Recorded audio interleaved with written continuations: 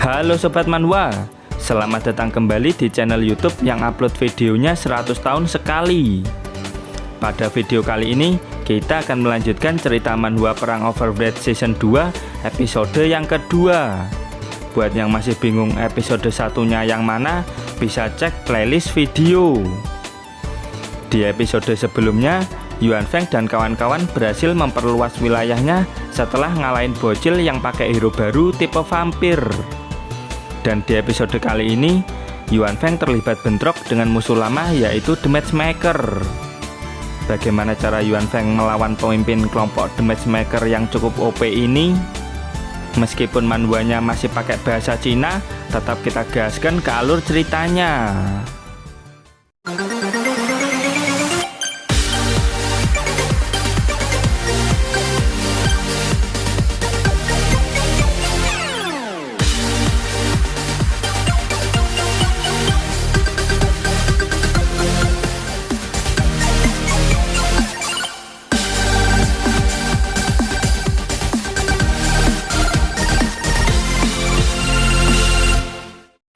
Di episode sebelumnya, trio sekuat yaitu Yuan Feng, Dongqi, dan Chen Yu berhasil mengambil alih wilayah perang Overbreed setelah berhasil ngalahin si bocil vampir bernama Lumian.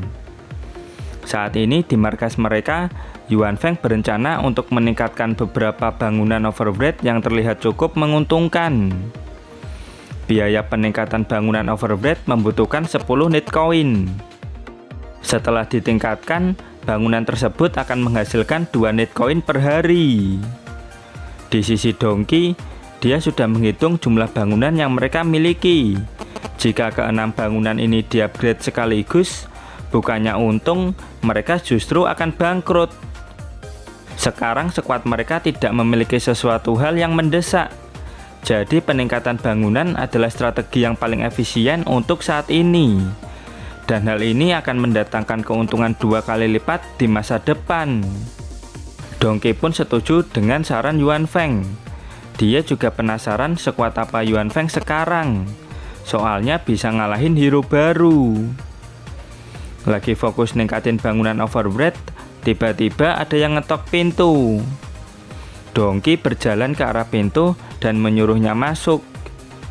Yang bertamu ternyata adalah kedua kakak perempuannya Chen Yu.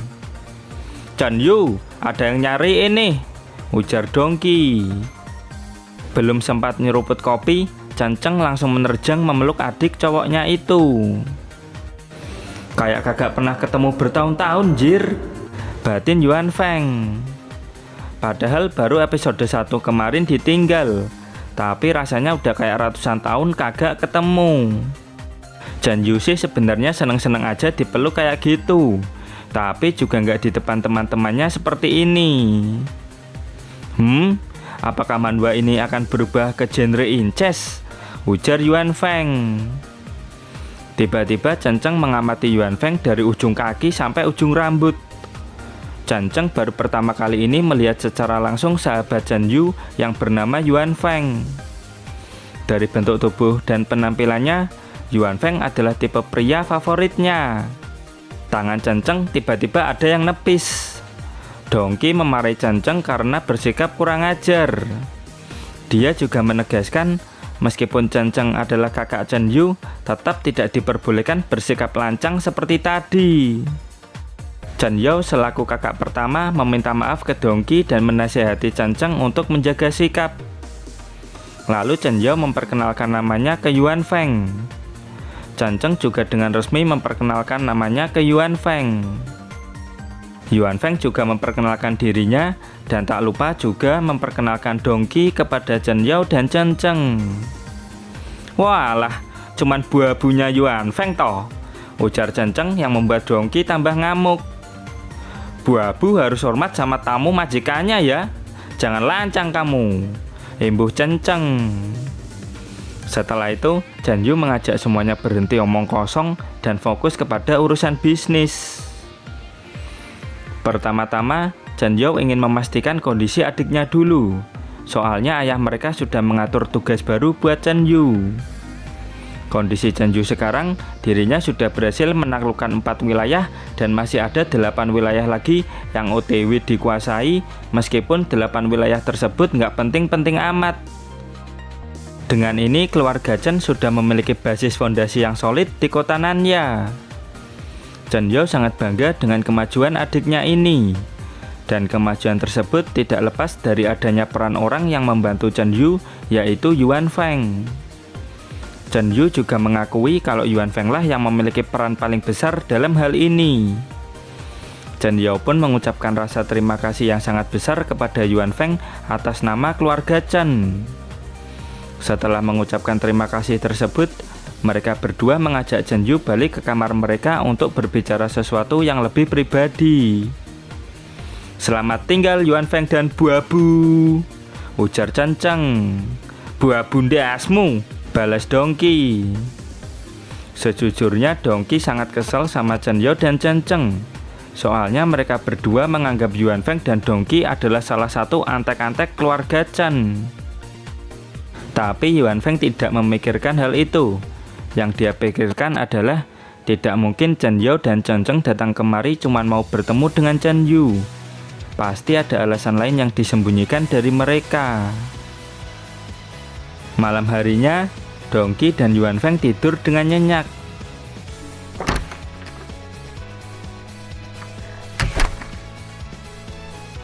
Tanpa disadari, ada seseorang yang menyelinap masuk ke kamar Yuan Feng. Apa yang akan terjadi padanya?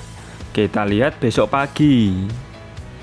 Singkat waktu, tak terasa pagi hari pun tiba. Yuan Feng bangun seperti biasa dan tidak menyadari ada yang aneh dengan selimutnya. Dia juga heran kenapa semua orang berdiri di kamarnya, terutama Dongki yang tatapannya udah kayak mau ngebantai orang. "Apa yang terjadi? Apa salahku?" tanya Yuan Feng dengan polos. Dongki begitu sedih mengetahui kalau Yuan Feng orangnya bejat. "Aku bejat? Ngomong apa sih?" ujar Yuan Feng. Tiba-tiba selimut di samping Yuan Feng terbuka. "Nani? Mustahil! Tidak mungkin!" teriaknya. Karena terlalu berisik, Chen Cheng pun ikut terbangun. Dongki pun langsung membentaknya. Bisa-bisanya tidur sekasur sama Yuan Feng. Tapi perhatian Chen Cheng mengarah kepada adik dan kakaknya. Chen Yu cukup malu dengan perbuatan kakak keduanya ini. Sementara Chen Yao meminta penjelasan padanya. Chen Cheng pun mengiyakannya sambil menunjukkan wajah polos tanpa dosa. Chen Cheng menerangkan bahwa Yuan Feng adalah pria yang sudah diakui sama Chen Yu. Lalu Yuan Feng juga merupakan tipe pria yang dia sukai. Jadi Yuan Feng sudah sangat memenuhi kriteria untuk menjadi menantu keluarga Chen. "Nani? Menantu?" ujar Dongki. Chen Yao berpikir hal itu masuk akal. Nggak rugi juga punya menantu bisa diandalkan kayak Yuan Feng. Karena Yuan Feng sudah tidur sama Chen Cheng, maka Yuan Feng harus bertanggung jawab. Tapi Yuan Feng merasa tidak pernah melakukan hubungan apapun dengan Chen Cheng. Jadi nggak mau disuruh tanggung jawab. Dongki juga menentangnya. Dia sedikit kesal Yuan Feng diperlakukan seperti barang sama Chen Yao. Biar adil, Dongki mengeluarkan guli dan memintanya untuk melakukan cek VAR. Guli langsung memutar rekaman video kamera pengawas hotel di kamar Yuan Feng. Tepat tengah malam, ada yang menyelinap masuk ke kamar Yuan Feng. Chen Cheng langsung naik ke kasurnya Yuan Feng. Dan jangan tanya kenapa video rekamannya bisa sejelas ini. Manhwa ini ganti genre kah? Yah, nggak taunya Chen Cheng cuma tidur di samping Yuan Feng. Adegan yang kalian tunggu-tunggu ternyata kagak ada sob. Ekspresi Dongki sama Chen Yu saat ini sangat mencerminkan para netizen. Sejujurnya Chen Yu bersyukur tidak terjadi apa-apa semalam. Kalau sampai terjadi sesuatu hal, maka itu bisa mempengaruhi misi berikutnya. Setelah itu ada drone hitam di luar yang menghampiri kamar Yuan Feng. Yuan Feng langsung sadar dengan hal itu. Dongki cukup familiar dengan drone hitam ini. Tak lama kemudian, drone itu menampilkan sebuah layar digital. Pria topeng gagak, pemimpin dari kelompok The Matchmaker yang bernama Tuan Du, menyapa mereka semua. Yuan Feng pun penasaran kenapa orang ini bisa tahu markas mereka. Tuan Du memiliki konflik secara nggak langsung dengan Yuan Feng di season 1. Tapi untuk sekarang santai saja dan tidak perlu tegang. Tuan Du cuma ingin ngobrol sama Yuan Feng dan mengajak ketemuan langsung di cafe New House jam 3 sore. Kalau sampai Yuan Feng nggak datang, Tuan Du akan menganggapnya sebagai bentuk ajakan perang dengannya.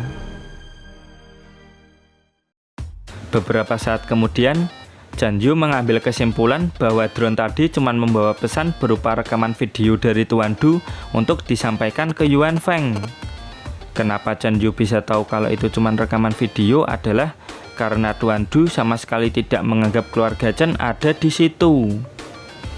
Dongki juga yakin kalau nggak mungkin pemimpin musuh cuma ingin ngobrol biasa sama Yuan Feng. Lalu Chen Cheng menawarkan diri untuk ikut sama Yuan Feng. Soalnya dalam perang Overbread, Chen Cheng ini termasuk OP dan jauh lebih kuat dari Dongki. Tapi saat ini, mereka berdua tidak boleh bertengkar. Bertindak gegabah hanya akan membuat pihak musuh semakin waspada. Di sisi Yuan Feng, dia masih berpikir langkah apa yang tepat untuk menghadapi pemimpin The Matchmaker. Di season 1, Yuan Feng pernah menghadapi kelompok ini. 1 kali kalah dan 1 kali menang. Tapi itu cuma melawan Kanina dan Leo. Dia sama sekali tidak tahu kekuatan pria topeng gagak itu. Terus jika Kanina dan Leo muncul lalu menyergap dirinya, maka posisinya sangat tidak diuntungkan. Saat ini, Chan Yu sedang fokus untuk mempersiapkan misi selanjutnya dari ayahnya, jadi nggak akan bisa membantu. Meskipun OP, tidak pantas rasanya meminta bantuan sama Chen Yao selaku kakak tertua keluarga Chen yang bertugas mengawasi Chen Yu. Jadi pilihan yang tersisa adalah meminta Dongki dan Chen Cheng untuk ikut bersamanya ke cafe New House buat menemui pemimpin The Matchmaker. Walaupun keduanya terlihat nggak akur, tapi keduanya siap membantu Yuan Feng dengan senang hati. Tak terasa hari sudah sore. Dengan outfit kasual, Yuan Feng jalan kaki menuju cafe New House. Tak jauh darinya, ada 2 orang yang mengikuti. Chen Cheng dan Dongki mengikuti Yuan Feng sambil menyamar. Singkat waktu, Yuan Feng pun sampai di cafe New House. Dan benar saja, Tuan Du tidak sendirian di sana. Dia ditemani Leo dan Kanina. Melihat wajah yang familiar, Leo nggak nyangka kalau Yuan Feng berani datang ke sini sendirian.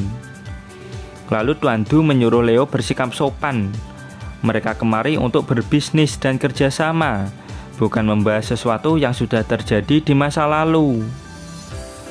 Di sisi Yuan Feng, dia agak kesal sama Tuan Du. Kalau memang tujuan awalnya adalah berbisnis, kenapa pakai acara mengirim video ancaman? Tapi cara berbisnis Tuan Du berbeda. Di sini Yuan Feng tidak memiliki hak untuk memilih. Ngajak bisnis kok maksa? Ya jelas Yuan Feng menolak. Tapi Tuan Du meminta Yuan Feng buat jangan buru-buru menolak. Minimal dengarkan dulu lah. Soalnya tawaran ini akan sangat menguntungkan.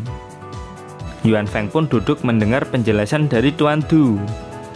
Bagi Tuan Du, ini adalah momen yang sangat tepat.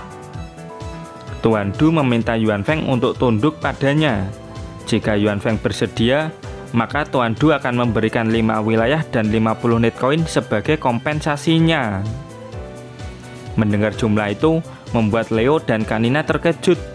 Soalnya jumlah itu terlalu banyak untuk bocah seukuran Yuan Feng. Sejak kapan kalian mengajariku cara berbisnis?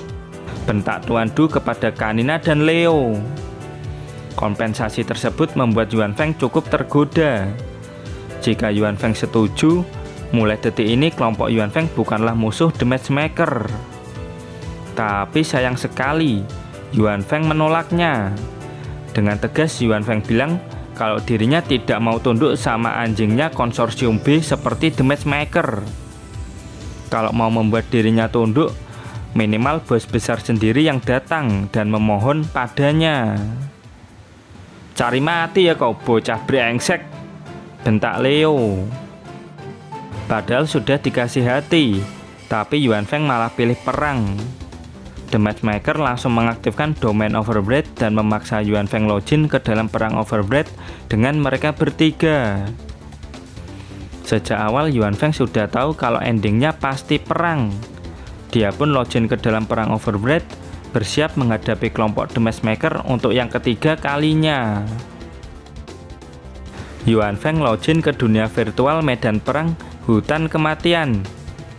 Di depan Yuan Feng, The Matchmaker mengira kalau ini adalah pertarungan solo versus trio. Kali ini Leo tidak akan segan-segan lagi. Kekalahannya di season 1 akan dia balas sekarang juga. Tanpa diduga oleh kelompok The Matchmaker, Donkey dan Chen juga ikut login bersama Yuan Feng. Kedatangan Donkey justru membuat Kanina senang.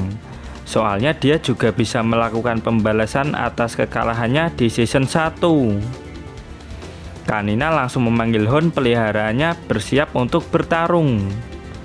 Tanpa banyak omong, Tuan Du memerintahkan Kanina dan Leo untuk menghabisi kelompok Yuan Feng sekarang juga.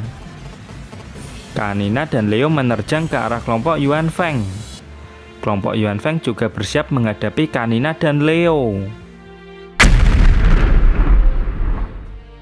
Saat ledakan besar terjadi, Tuan Du terbang ke atas langit. Hero yang dia gunakan adalah tipe mage. Dia mulai mengeluarkan skill gagak hitam seperti Itachi. Gagak-gagak itu menyerang ke arah Yuan Feng. Tak tinggal diam, mak sering. Yuan Feng menangkis serangan gagak hitam dengan skill Ghost Blade. Tuan Du yakin kalau dirinya tidak akan kalah. Soalnya hero yang dia gunakan ini adalah counternya hero serangan jarak dekat. Yuan Feng sadar akan hal itu. Sangat tryhard buat ngalahin Tuan Du dengan hero-nya sekarang. Di sisi lain, Chen berhadapan dengan Leo. Dan secara kebetulan, role mereka berdua sama, yaitu tipe Warband. Pertarungan antara mereka berdua pasti akan sangat seru. Di sisi lain hutan, Donkey berhadapan dengan Kanina. Donkey masih penasaran kenapa kelompok The Matchmaker masih mau jadi anjingnya konsorsium B. Padahal dari segi ekonomi, mereka bertiga sama sekali tidak kekurangan uang. Kanina tidak menanggapi dan menyuruh kedua Honnya menyerang Donkey. Donkey pun mengeluarkan dual sword. Maksing. Kedua Hon itu langsung dibabat habis dengan skill Emerald Will Slash. Kanina sudah menduga hal itu. Dia mengaktifkan skill summoning baru bernama Earth Relate Hellhound. Hellhound dapat menyerang 3 arah pada saat yang bersamaan. Terus HP Hellhound mencapai 4000 poin. Ditambah lagi, Hellhound menerima bonus stat dari pengguna sehingga membuat makhluk ini semakin kuat. Mengerikan. Mata dia merah sangat. Gigi dia tajam. Kalau ditangkap kau. Waktu recall, Donkey terkena skillnya Kanina. Ini adalah skill debuff yang membuat lawan tidak bisa menggerakkan tubuhnya untuk sementara waktu. Pernah menang melawanku, membuatmu sombong ya? Ujar Kanina sambil memerintahkan Hellhound-nya untuk menyerang. Inilah akibatnya kalau recall di early game. Donkey nggak tahu kalau musuhnya sekarang udah nambah kuat. Tangan kiri, paha kiri terkena serangan gigitan langsung. Nggak tanggung-tanggung, HP Donkey langsung berkurang drastis. Niat Donkey sebenarnya ingin menggali informasi lewat Kanina dengan memancing Kanina supaya membocorkan informasi tentang konsorsium B. Tapi setelah melihat kemampuan Kanina meningkat, hal itu tidak akan mudah. Donkey pun mundur menjaga jarak dari Kanina dan Hellhound-nya. Dia yakin kalau Kanina sudah banyak menghabiskan sumber daya untuk mendapatkan anjing besar itu. Tapi yang punya skill baru bukan cuman Kanina doang. Dongki juga mengaktifkan skill summon baru bernama Forest Banshee. Di belakangnya muncul kuncup bunga raksasa. Ketika kuncup bunga mulai terbuka, memperlihatkan sesosok wanita anggun yang dikerumuni sama kupu-kupu. Forest Banshee mampu memberikan efek healing yang sangat kuat untuk penggunanya. Meskipun efek healingnya kuat, tapi cuma bisa digunakan maksimal 10 kali dalam satu pertempuran. Setiap healing yang dilakukan oleh Forest Banshee akan membuat bagian tubuhnya layu, dan hal ini bisa diketahui oleh pihak musuh. Sebelum hal itu terjadi, Dongki harus bisa melumpuhkan Kanina dan menggali informasi sebanyak mungkin darinya. Pertama-tama, Dongki menebas Hellhound dengan skill Emerald Will Slash. Lalu disusul dengan skill Moon Rising Dragon Slash. Dan terakhir, Dongki bersiap mengeluarkan serangan ultimate. Kanina nggak nyangka kalau Hellhound-nya akan kalah dengan cara barbar seperti ini. Tebasan Razor Slash membuat Hellhound Kanina mokat tak bersisa. Sekarang giliran Kanina. Tapi Kanina tidak berniat mokat di tempat ini. Dia memanggil 2 ekor hound sambil mengaktifkan sistem AVO 29. Hal ini membuat Dongki kesal karena sudah capek-capek ngalahin Hellhound, Kaninanya malah kabur. Meskipun berhasil menang, Dongki sama sekali tidak puas karena gagal menggali informasi tentang konsorsium B. Dia langsung ngasih kabar ke timnya kalau sudah berhasil ngalahin musuh dan akan segera OTW untuk memberi bantuan. Lalu panel berpindah ke tempat Cenceng. Saat ini Leo sudah masuk ke mode Helos XP dan menantang Cenceng untuk menerima serangannya kalau Cenceng berani. Dengan senang hati, Cenceng menerima tantangan itu. Cenceng langsung mengaktifkan skill Armor Equus Shield dan membuatnya memasuki mode Paladin. Ayo maju sini kau, Helos XP, tantang Cenceng. Leo langsung ngeluarin skill ulti Tyrant Chariot. Serangan ulti Leo sama sekali nggak ngasih damage buat Cenceng. Segini doang nih, ujar Cenceng. Dan Cenceng langsung menghantam Leo dengan senjata palu gada. Serangan tersebut sudah cukup membuat Leo kembali ke wujud basicnya. Kau pasti nge-cheat. Mana ada hero yang tebel dan serangannya sakit, gerutu Leo. Cenceng jelas nggak nge-cheat. Ini adalah murni kemampuan khusus dari hero miliknya. Lalu Cenceng menarik kerah baju Leo. Karena Leo sudah berniat menghabisi calon suaminya, maka Cenceng akan mengirim Leo ke akhirat sekarang juga. Di momen ini, Leo sangat ketakutan dan meminta Kanina untuk mengaktifkan sistem AVO padanya. Leo pun dipaksa lockout sebelum kena hajar sama Cenceng. Jujur saja, sistem AVO ini sangat menyebalkan.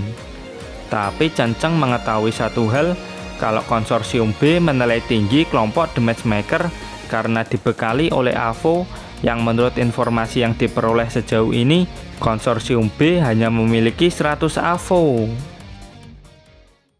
Kemudian panel mundur dan berpindah ke tempat Yuan Feng. Tuan Du terus membombardir Yuan Feng dari langit. Sementara Yuan Feng mati-matian berusaha menghindari serangan Tuan Du.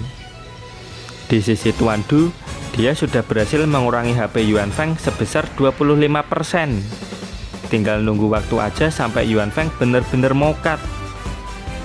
Di sisi Yuan Feng, dia berusaha mengulur waktu dengan mengatakan kalau Tuan Du memiliki kemampuan untuk memimpin bisnis baru. Kemampuan milik Tuan Du sama sekali nggak cocok untuk jadi anjingnya konsorsium B. Padahal dunia ini sangat luas. Kenapa orang sekuat Tuan Du menghabiskan waktu dan tenaga hanya untuk memburu ikan kecil seperti dirinya? Tuan Du berterima kasih atas pujian yang diberikan sama Yuan Feng. Tapi masalah bisnis apa yang mau Tuan Du lakukan bukan urusan Yuan Feng. Bagi Tuan Du, Yuan Feng adalah penghalang bisnis yang harus disingkirkan. Jadi seperti itu kau melihatku, ujar Yuan Feng. Dirinya bukanlah orang tolol.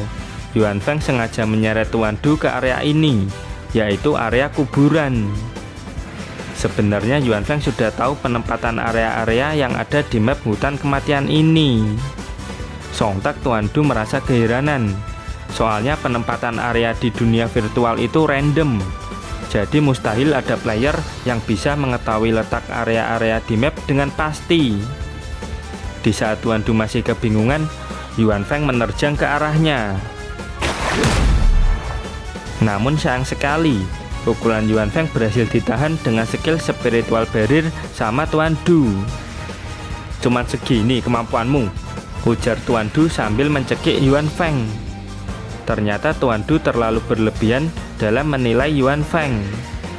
Tuan Du langsung menunjukkan skill secret transformation ke Yuan Feng.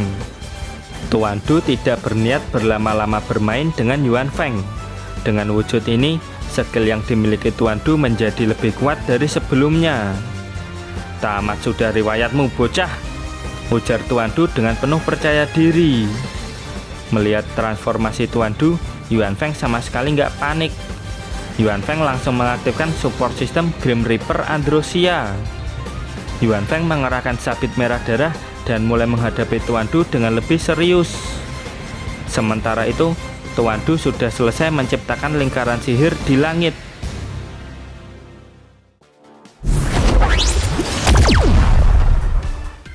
Skill streaming shuttle dilesatkan ke arah Yuan Feng. Di sisi Yuan Feng, dia mengaktifkan skill Soul Sucking. Yuan Feng mensummon Shinigami, lalu melesatkan skill Hidden Soul Deep Slash, Mak Sring, dan serangan tersebut mengenai Tuan Du dengan telak. Tuan Du sampai nggak nyangka kalau Yuan Feng memiliki skill serangan jarak jauh. Sabit Red Reaper adalah support weapon yang memiliki jangkauan serangan yang luas. Namun memiliki syarat, yaitu harus menyerap banyak jiwa. Semakin banyak jiwa yang diserap, maka jangkauannya akan semakin luas. Dan area kuburan adalah tempat yang paling sempurna untuk menggunakan support weapon ini. Dengan jumlah jiwa yang banyak di area kuburan, tinggal nunggu waktu saja sampai dirinya benar-benar bisa mengalahkan Tuan Du. Di sisi Tuan Du, ternyata beliau baru pemanasan dan belum benar-benar serius. Dia mulai membombardir Yuan Feng kembali dengan skill streaming shuttle. Tuan Du mengatakan kalau Yuan Feng tidak cukup cerdas untuk menyadari strateginya. Di sisi Yuan Feng, sebenarnya dia juga merasa janggal. Soalnya Tuan Du bisa terus-terusan mengeluarkan skill area dengan sangat cepat. Rencana Tuan Du pun berhasil. Syarat aktivasi skill rahasia miliknya sudah terpenuhi. Apa yang terjadi padanya? Ujar Yuan Feng. Perhatikan baik-baik bocah, teriak Tuan Du. Tuan Du mulai mengaktifkan skill evolusi Arcane. Yuan Feng pun terkejut melihat Tuan Du bisa melakukan perubahan wujud lagi. Tuan Du berubah wujud menjadi monster gagak. Ini adalah bentuk evolusi terakhir. Damage serangan dan jangkauan serangan Tuan Du meningkat sangat drastis. Yuan Feng pun menduga kalau mekanisme evolusi Tuan Du berkaitan dengan frekuensi serangan sihir yang digunakan. Ternyata dugaan Yuan Feng benar. Tuan Du memiliki support system yang dapat memangkas jumlah cooldown penggunaan skill sehingga mampu mengeluarkan skill dengan lebih cepat. Menghadapi wujud sebelumnya saja Yuan Feng sudah kewalahan. Bagaimana cara Yuan Feng menghadapi wujud terakhir Tuan Du ini? Kita lanjut ke pertarungan. Tuan Du menyerang Yuan Feng dengan bola api meteor. Yuan Feng mampu menghindarinya dengan baik, sehingga membuat Tuan Du merasa kagum padanya. Tuan Du dengan tulus mengatakan kalau dirinya ingin merekrut Yuan Feng secara pribadi, bukan demi konsorsium B. Yuan Feng merasa terhormat mendengarnya. Namun dia tidak bisa bergabung dengan Tuan Du karena sudah berafiliasi dengan keluarga Chen. Namun jika Tuan Du mau memberikan informasi tentang konsorsium B, Yuan Feng akan mempertimbangkan untuk bekerja sama dengannya. Yuan Feng berbicara dengan Tuan Du sambil mempersiapkan skill ultimate untuk mengalahkannya. Di sisi Tuan Du, dirinya merasa muak dengan jawaban Yuan Feng. Tapi karena Yuan Feng bisa bertahan sampai sejauh ini, Tuan Du akan memberi pesan singkat secara gratis pada Yuan Feng. The Matchmaker dan orang-orang yang ada di pihaknya tidak pernah bekerja sama dengan konsorsium B. Mendengar pesan itu, tentu saja membuat Yuan Feng terkejut. Tanpa banyak omong lagi, Tuan Du melesatkan skill ultimate Aggregate Power Wave tepat ke arah Yuan Feng. Dan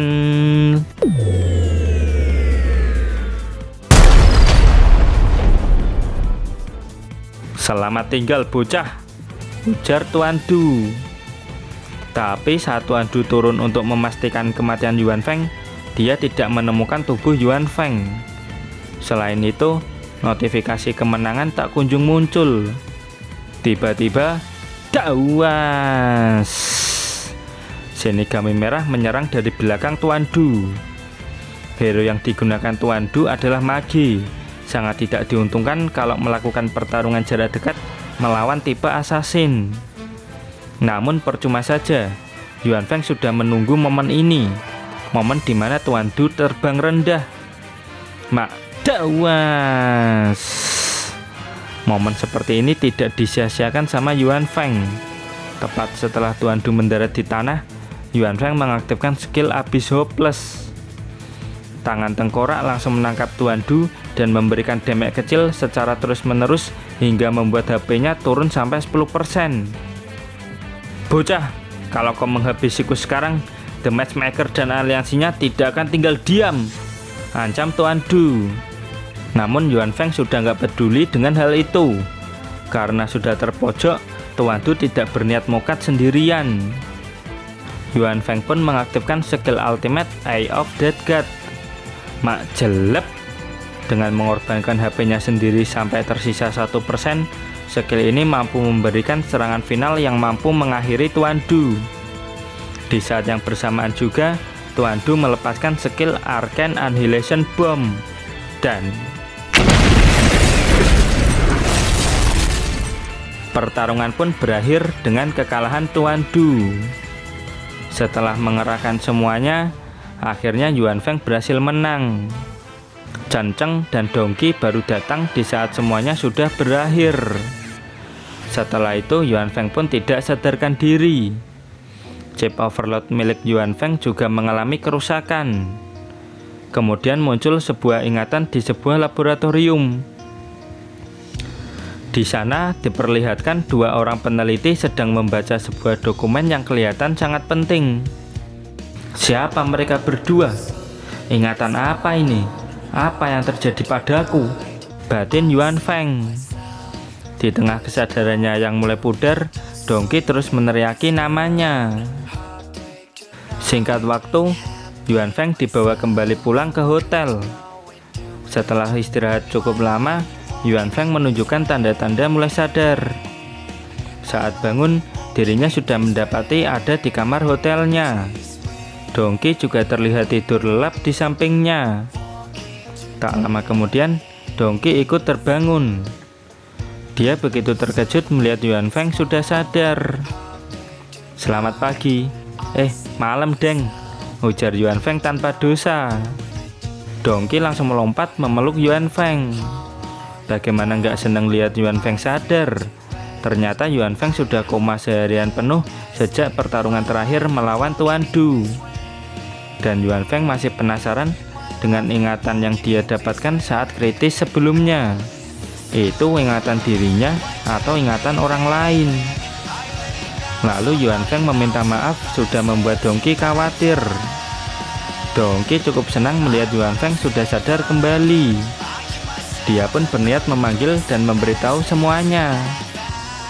Setelah Dongqi keluar kamar, Yuan Feng mulai merenung. Dia mulai membuka layar sistem overload dan memastikan statistik karakternya. Terus dia menjungkir balikan layar sistem dan melihat sistem pohon limit break miliknya. Sistem pohon limit break ini hanya diketahui oleh player generasi pertama saja.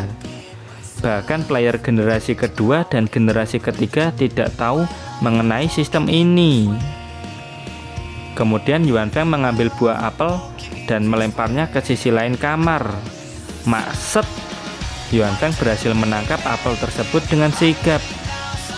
Andai Yuan Feng di season 1 nggak ketemu sama kakek Arthur, Yuan Feng juga nggak bakal tahu adanya sistem pohon limit break ini. Dirinya bisa saja memberitahu sistem ini kepada Chen Yu dan Dongki. Akan tetapi, kedua kakak Chen Yu belum jelas tujuan mereka datang kemari.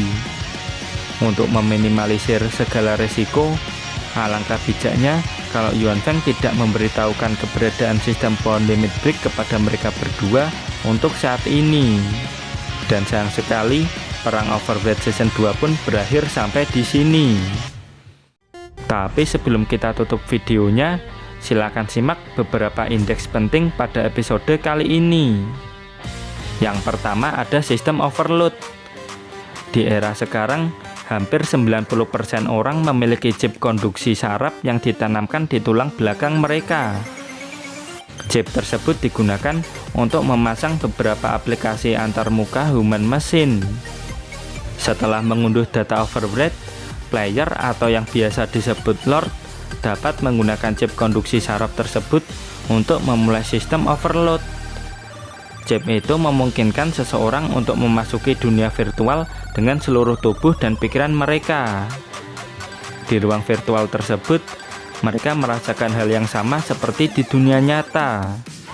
Satu-satunya kelemahannya adalah tubuh fisik player di dunia nyata akan memasuki kondisi hibernasi. Oleh karena itu, player biasanya memilih tempat yang aman untuk memulai sistem overload ini agar terhindar dari ancaman yang bisa membahayakan tubuh fisik di dunia nyata. Indeks yang kedua menjelaskan player Kanina. Profesinya adalah Queen of Slave. Profesi tahap kedua dari klan Beast yang berfokus pada pengendalian medan tempur lewat pasukan dan keterampilan taktis. Di dalam struktur gender, wanita menjadi ratu atau queen, sedangkan pria menjadi kepala suku atau chief. Di sini ada sistem pembimbingan khusus berdasarkan jenis kelamin player. Gaya bertarungnya tidak cocok dalam pertarungan 1 lawan 1. Lebih mengandalkan pasukan yang dipanggil dan keterampilan combo. Intinya, hero yang digunakan Kanina ini tidak cocok untuk digunakan by one, lebih cocok untuk pertarungan tim. Indeks yang ketiga menjelaskan player Tuan Du. Hero yang Tuan Du gunakan memiliki ras kultivator. Profesinya adalah seorang Arcane Apprentice. Profesi ini termasuk profesi khusus di dalam game yang memiliki sistem evolusi bertahap dalam kekuatan dan skill-skillnya. Fase awal hanya memiliki 2 skill, tapi punya potensi berkembang secara bertahap. Lalu di fase kedua, player bisa membuka skill ketiga. Damage dan jangkauan serangan meningkat. Terus skill bisa di-upgrade dan disesuaikan berdasarkan sistem interpretasinya. Kemudian fase terakhir, semua skill berubah menjadi versi terkuatnya. Jangkauan serangan menjadi lebih luas dan damage yang dikeluarkan juga semakin sakit. Intinya, hero yang digunakan oleh Tuan Du termasuk hero late game. Hero yang sangat lemah di early game, namun sangat mematikan ketika sudah late game. Sekian informasi tambahan yang ada di episode kali ini. Masih banyak sekali konflik yang masih belum jelas di manhwa ini. Nantikan perkembangan ceritanya di episode berikutnya. Dan terima kasih buat yang sudah menonton sampai sejauh ini. Kita ketemu lagi di video berikutnya setelah admin selesai kultivasi. Bye-bye.